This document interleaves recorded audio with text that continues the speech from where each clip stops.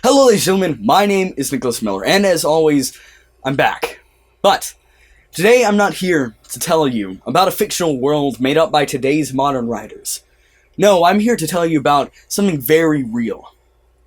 I'm here to tell you about a country in which 2.5 million of its own citizens died in a pointless and fruitless war in which it had no business being involved in. A country in which its citizenry faced widespread disease and famine through no fault of their own, but through only the ineptitude of its own government.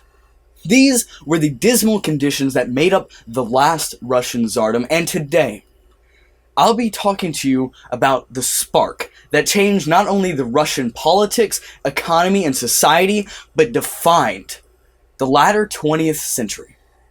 Of course, I'll be talking about the Bolshevik Revolution, the catalyst for the creation of one of the world's largest superpowers, the USSR, and its newer, smaller model, the Russian Federation. Today, very specifically, I'll be going over the conditions that allowed for such a revolution to take place, how it began, and how the revolutionaries eventually overthrew the long-standing Russian monarchy. So, I think I'll start off with a quick rundown of what Russia was like in the decades preceding the revolution. The Russian Empire was, even at the time, viewed by the world as a backwards nation. The country had, up until the mid-19th century, continued to practice serfdom, a system very similar to slavery, that had been abandoned by the rest of the world centuries earlier in the Middle Ages. And while the rest of the world went through the highly influential Industrial Revolution, Russia paled in comparison. The country in general just didn't industrialize, and for the few places that did in the empire, they had no regulations for employers, meaning that the work was not only exploitative and unsafe, but barely paid enough to keep the workers alive. The empire's economic makeup was abysmal, with over 80% of the population being classified as impoverished peasants and only about 1% actually making up the landowning nobility. And to make matters even worse, over half of the peasant population were recently freed serfs, meaning that they had almost no private possessions, and to top it all off, there were almost no economic opportunities for not just them, but the general population as well. Now that you have an idea of how terrible a situation Russia was in, let me tell you how it just continued to get worse. During the last years of the 19th century and the first decade of the 20th, Russia experienced a population boom and mass urbanization. Of course, the already majoritively impoverished nation couldn't support the increase in citizens, resulting in even worse conditions such as widespread famine, which, mind you, was already happening. It just got worse, and the spreading of disease. Now here's a question for you. What happens when any government, modern or ancient, makes terrible decisions that ruin the lives of its citizens? That's right, they protest. And that is exactly what happened in 1905. Thousands of workers went on strike, led by the radical opposition figure Georgy Apollonovich Gapon, a popular priest, and marched to the Tsar's Winter Palace to give their demands. The chief of police ordered the imperial guards to fire upon the crowd, which ended up wounding hundreds of strikers. This, of course, led to further protests and even violent riots which enveloped the nation.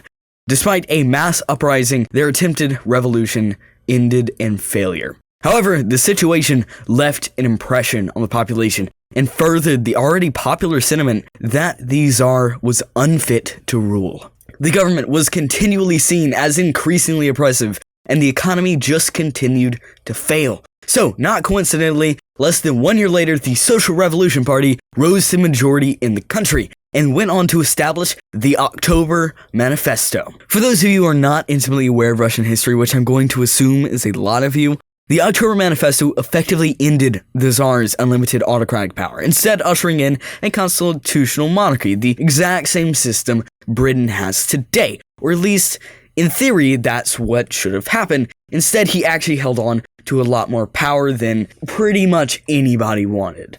And at the time, the Bolsheviks, a group of radical left revolutionaries, definitely opposed this decision, instead wanting to fully overthrow the Tsar, seeing this as no more than a compromise of their own beliefs and ideals. But because of this, Lenin, the leader of the Bolsheviks, was exiled to Siberia and later fled the country. Now we skip forward to one of the most important events in recent world history, the Great War, now known more commonly as World War I. The Great War took its toll on the world, and especially in Russia. The Russian military was actually the first country to mobilize its troops for war, but unfortunately, like the rest of Russia, The army was incredibly undeveloped and incredibly behind the times in terms of technology. Because of this, much of the war was fought on the defensive within their own territory, resulting in widespread destruction, causing popular opinion toward the war to quickly turn sour.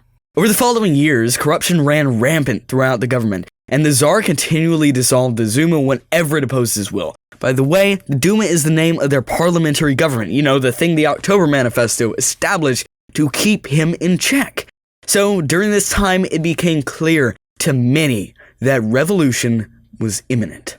Finally, on March 8th, 1917, the February Revolution began. Many demonstrators and striking industrial workers took to the streets. Obviously, not having learned from the last en masse protest, the Tsar ordered his guards to quell the rebellion by any means necessary, resulting in the death of many protesters. Because of this, the military turned on the Tsar, and the Duma, now bolstering a military backing, forced the Tsar to abdicate his throne and establish a provincial government.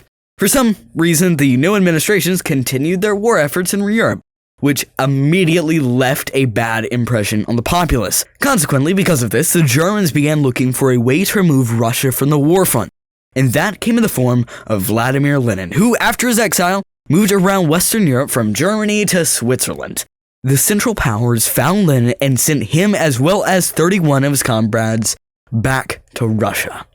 Later in November, the Bolsheviks, backed now by the masses, initiated a nearly bloodless coup d'etat, and Lenin became the dictator of the world's first Marxist nation-state.